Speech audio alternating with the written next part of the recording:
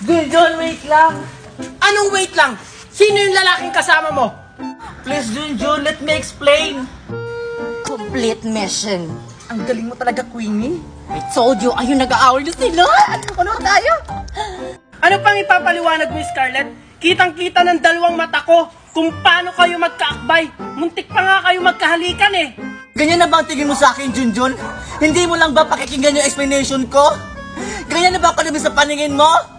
Hindi pa ba explanation yung nakita ko? Pwede ba, Scarlett? Layuan mo muna ako. Junjun, pakinggan mo naman ako.